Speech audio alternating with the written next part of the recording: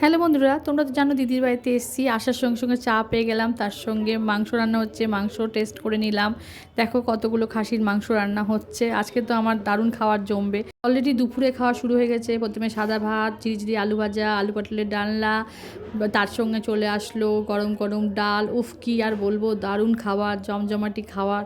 তার সঙ্গে আসলো মাটন কষা। বাপরে, কতগুলো মটন দিয়েছে, এত মটন খেতে হচ্ছে। আমি বুঝতেই পারছি না কি করব, কিন্তু লোভ সামলাতে পারছি না। দেখো কিভাবে খাচ্ছি আমি, এত সফট হয়েছে মাটনটা, কি বলবো। আর সুন্দর করে মেখে টেখে নিয়ে খাওয়া শুরু করলাম। সত্যি কথা বলতে রান্নাটাও খুব দারুণ হয়েছিল। আর আমি অনেকটা মাংসও খেয়ে নিয়েছিলাম। আর তোমাদেরও দেখাচ্ছিলাম, এখানেও আলু পড়েছে। আমার আলু খেতে খুব ভালো লাগে মাংসের সঙ্গে। ভালো করে মাংসটা মেখে আলু দিয়ে যা বলবো, ফাটাফাটি রান্না হয়েছিল, খেয়ে গেলাম।